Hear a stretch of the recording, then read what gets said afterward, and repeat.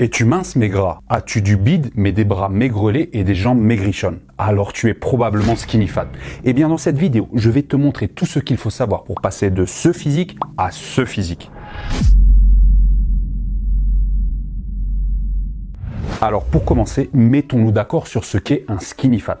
En gros, un skinny fat, c'est un individu maigre mais gras. Plus spécifiquement, c'est une personne qui possède une constitution osseuse fine, voire très fine, avec très peu de masse musculaire et pas mal de masse grasse. Qu'il s'agisse d'un homme comme d'une femme, une personne skinny fat a souvent l'air normal, voire maigre en apparence, mais quand il ou elle se déshabille, on constate que son physique est relativement frêle et flasque. Voici quelques exemples de personnes avec un physique que l'on pourrait qualifier de skinny fat. Ce type de physique illustre d'ailleurs parfaitement la différence entre être mince et être maigre et entre être maigre et être fit. Souvent, les skinny fat ont un poids de corps tout à fait correct pour leur taille et donc un IMC dans les normes. Et pourtant, malgré ça, leur physique apparaît mou voire flasque car ils ou elles possèdent un taux de masse grasse élevé proportionnellement à leur taux de masse sèche. Ou plutôt, ils et elles possèdent un taux de masse musculaire trop bas proportionnellement à leur taux de masse grasse. Car oui, messieurs, dames, le problème numéro 1 des skinny fat, ce n'est pas d'avoir trop de masse grasse, mais surtout d'avoir trop peu de masse musculaire. Beaucoup de personnes ont du mal à saisir cette nuance, donc permettez-moi de l'expliciter. On croit souvent à tort en effet que le poids qu'affiche la balance est le meilleur indicateur de notre état de santé général et de notre apparence physique. Et c'est pourquoi la majorité des gens se lancent dans des diètes supra-restrictives en calories et font énormément de cardio dans l'optique de perdre du poids. Elles le font en pensant qu'ainsi elles auront un look plus esthétique, alors qu'en suivant cette stratégie, elles finissent simplement par maigrir sans réussir à perdre leur graisse rebelle, ergo, elles développent un physique de skinny fat. Autrement dit, chercher à maigrir à tout prix est l'une des pires erreurs que vous puissiez commettre si vous voulez devenir à la fois mince et fit. Avant d'entrer dans le vif du sujet, je voulais simplement vous rappeler que vous pouvez soutenir la chaîne via mes pages Tipeee et Patreon. Je ne sais pas vraiment ce qui se passe en ce moment avec l'algorithme de YouTube, mais j'ai l'impression que lui et moi, on n'est pas vraiment en très bons termes. Alors après auto-analyse, je pense qu'en plus de ne pas être très régulier au niveau des publications à cause de mon métier de coach, je dois certainement mal choisir mes sujets. Donc si vous avez des idées de sujets que vous aimeriez que j'aborde, n'hésitez pas à me le dire sous cette vidéo. Toujours dans cette optique, on n'oublie donc pas de s'abonner à la chaîne et d'activer les notifications si ce que je fais vous apporte quelque chose d'utile. Sur ce, merci les amis. Et on est parti. Comment passer de skinny fat à super fit? La solution pour ne plus être skinny fat doit être appréhendée sous deux angles. Le premier, c'est de gagner du muscle et le second, c'est de perdre de la graisse. En d'autres termes, pour ne plus être skinny fat, vous devez parvenir à prendre de la masse musculaire tout en séchant. Beaucoup de personnes pensent que c'est impossible car ces deux objectifs sont a priori antinomiques. En effet, prendre du muscle exige de créer un surplus calorique, tandis que perdre de la graisse nécessite de créer un déficit calorique. Et dans une certaine mesure, c'est vrai. Un pratiquant de musculation nati expérimenté avec un taux de masse grasse relativement bas aura énormément de mal à sécher sans perdre de muscle. Mais pour un débutant skinny fat qui n'a quasiment jamais fait de musculation de sa vie, la donne est complètement différente. Vous pouvez en effet tout à fait gagner des muscles et sécher en même temps. Votre potentiel en termes de prise de muscle est en effet inexploité. De ce fait, vous pouvez tout à fait parvenir à gagner des muscles malgré un déficit calorique léger. Et vice versa d'ailleurs. Votre marge en termes de perte de gras étant souvent importante, en particulier si votre métabolisme basal est rapide, vous pouvez également parfaitement sécher malgré un surplus calorique léger. À vrai dire, votre angle d'attaque doit être déterminé par la rapidité de votre métabolisme. Si vous avez tendance à perdre du poids très rapidement, je vous recommande vivement de vous focaliser en priorité sur une prise de masse musculaire avec un surplus calorique léger à modéré. En revanche, si vous avez généralement du mal à perdre du poids, je vous conseille alors de vous concentrer d'abord sur une perte de gras en visant un déficit calorique léger à modéré soutenable sur le long terme. Visez un surplus calorique de 5 à 15% si vous possédez un métabolisme rapide ou à l'inverse, un déficit calorique de même ampleur si vous possédez un métabolisme lent. Évitez en revanche au possible les diètes agressives avec des déficits ou surplus caloriques de plus ou moins 15%. Au-delà de ces seuils, vous finirez en effet par perdre des muscles et par gagner beaucoup de graisse.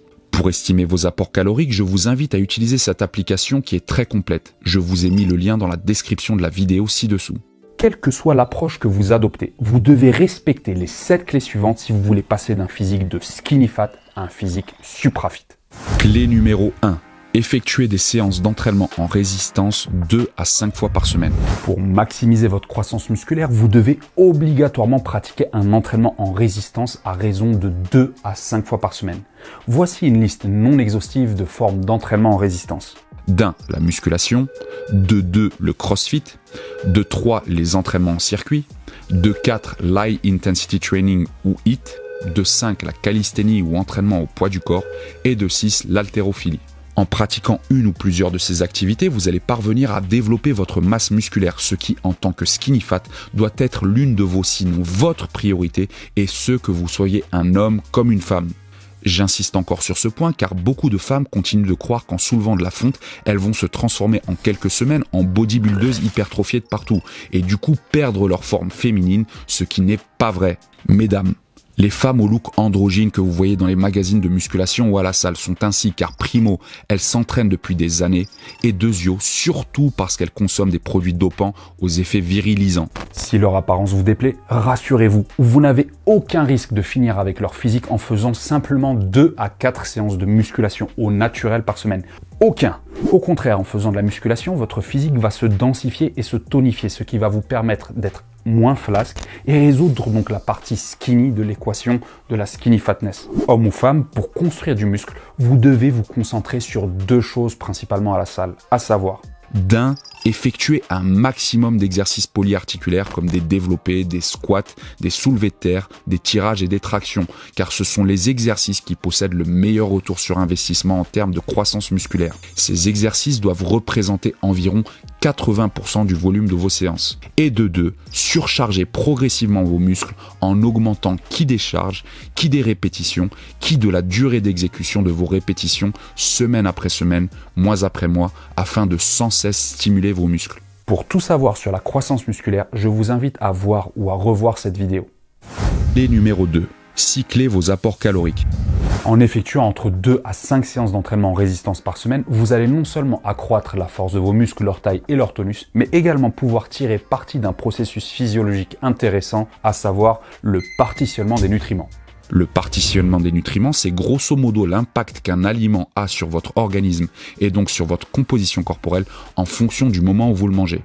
Par exemple, après une séance de musculation, votre sensibilité à l'insuline augmente de manière significative. Par conséquent, les calories que vous consommez à ce moment-là sont bien plus susceptibles d'être acheminées dans vos muscles que d'atterrir dans votre tissu adipeux. En revanche, quand vous êtes physiquement inactif depuis plusieurs jours, votre sensibilité à l'insuline diminue considérablement. Aussi, les calories que vous ingérez à ce moment-là sont-elles bien plus susceptibles d'épaissir votre tour de taille que votre tour de bras, en particulier si ces calories proviennent de junk food.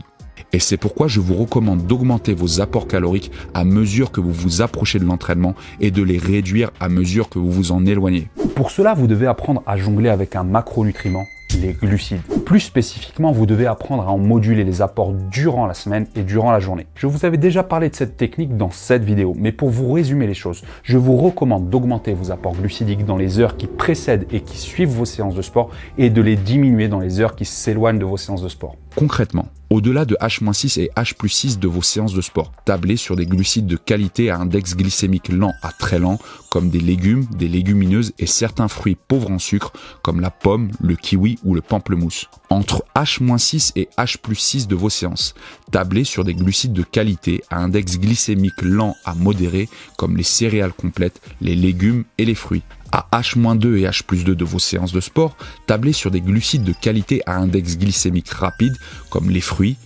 secs, le miel et ou les biscuits sans sucre ajouté. En revanche, évitez complètement ou presque les glucides de merde comme les produits raffinés, les pâtisseries, les friandises, les jus et les sodas, car ils ne vous aideront ni à prendre du muscle ni à perdre du gras. D'après mon expérience, un skinny fat qui a du mal à sécher s'en sortira bien avec la répartition des macronutriments suivantes: 50 à 55% de glucides, 25 à 30% de protides et 15 à 25% de lipides. Un skinny fat qui n'a pas trop de mal à sécher s'en sortira pour sa part mieux avec une répartition de 55 à 60% de glucides, de 20 à 25% de protides et de 15 à 25% de lipides. Mangez 5 à 10% de glucides en plus vos jours d'entraînement et 5 à 10% de glucides en moins vos jours de repos. Compensez alors en augmentant et en réduisant proportionnellement vos apports en protides et en lipides de qualité. Clé numéro 3. Augmentez vos apports protéiques. Si vous êtes maigre mais que vous avez de la graisse, vous avez tout à gagner à augmenter vos apports protéiques. Les protéines jouent en effet un grand nombre de fonctions essentielles dans le cadre d'une recomposition corporelle. La quantité exacte de protéines dont vous avez besoin dépend de nombreux facteurs individuels, mais un bon point de départ pour un skinny fat qui veut prendre du muscle et sécher en même temps, c'est de viser entre 1,5 et 1,8 g de protéines par kilo de poids corporel par jour. Vous pouvez éventuellement monter à 2 g de protéines par kilo de poids corporel par jour pendant certaines phases durant lesquelles vous voulez mettre l'accent sur la sèche, mais pas plus. Notez qu'il s'agit là du total cumulé de protéines que vous devez manger, ce qui inclut à la fois les protéines d'origine végétale et les protéines d'origine animale. Ceci dit, assurez-vous qu'au moins 50% des protéines que vous consommez sont d'origine animale, sauf si vous êtes végétarien bien entendu. Pour avoir une idée plus précise de vos besoins protéiques journaliers, testez ce calculateur en ligne. Je vous ai mis le lien dans la description de la vidéo. Clé numéro 4. Faites du cardio mais sans abuser. Si le cardio peut vous aider à brûler de la graisse, trop en faire peut également vous conduire à perdre de la masse musculaire. Le hic, c'est que si vous perdez de la graisse et du muscle, votre composition corporelle ne va pas vraiment changer, et ce même si vous perdez du poids. Il s'agit donc de bien doser votre cardio. Vous devez en faire juste assez pour accélérer votre perte de gras, mais pas trop non plus, sinon vous risquez d'entraver, voire de perdre de la masse musculaire. Pour un skinny fat, voici ce qui marche le mieux en général. La majeure partie du temps, faites principalement du cardio à basse intensité comme de la marche ou des activités du quotidien comme du jardinage, monter les escaliers, etc., etc. Être actif toute la journée est en effet un excellent moyen de perdre de la graisse sans prendre le risque de cataboliser votre tissu musculaire. C'est ce que l'on appelle la NEAT et j'en parle plus spécifiquement au point suivant. Effectuez 1 à 2 courtes séances de HIIT par semaine. Cela va vous permettre de booster votre métabolisme, d'augmenter vos dépenses énergétiques et d'améliorer vos capacités cardio-respiratoires. Des séances de 10 à 30 minutes sont largement suffisantes. Idéalement, faites une séance HIIT full body et une séance HIIT abdos. J'ai d'ailleurs fait toute une série de vidéos de HIIT sur ma chaîne et vous pouvez y accéder via cette playlist. Si vous tenez vraiment à faire du cardio à intensité modérée comme du jogging, visez 2 sessions de 20 à 40 minutes par semaine. Notez qu'il ne s'agit là que d'un point de départ. Limitez la durée de votre cardio hebdomadaire à pas plus que la moitié du temps que vous passez à soulever de la fonte. Par exemple, si vous faites en cumulé 4 heures de musculation par semaine, ne dépassez pas 2 heures d'activité cardio modérée par semaine. Et encore, vous n'êtes pas dans l'obligation d'en faire si vous faites régulièrement du LISS et du HIIT. Si possible, faites votre cardio et vos séances de musculation sur des jours séparés de la semaine. Le cardio représente en effet une excellente technique de récupération active. Si vous êtes contraint ou contrainte de les faire le même jour, essayez dans la mesure du possible de séparer ces activités d'au moins 6 heures. Clé numéro 5. Augmentez votre NEAT. Comme je vous l'ai déjà expliqué dans cette vidéo, la NEAT est l'acronyme anglophone pour Non-Exercise Activity Thermogenesis, soit activité thermogène non sportive. Grosso merdo, il s'agit de toutes les formes d'activité physique autres que le sport que vous effectuez et qui vous obligent à bouger, comme de marcher, de faire la vaisselle, de ranger vos affaires, de faire du jardinage ou encore de jouer avec vos enfants ou votre animal de compagnie. D'après la recherche scientifique, la NEAT représente un facteur crucial pour perdre du poids et de la masse grasse. Par conséquent, si les glucides sont la variable que vous devez moduler pour contrôler vos apports caloriques, la NEAT est la variable avec laquelle vous devez jouer pour contrôler vos dépenses énergétiques. Pour perdre votre graisse rebelle sans cataboliser ni entraver votre récupération, je vous recommande de rester physiquement actif tout au long de la journée.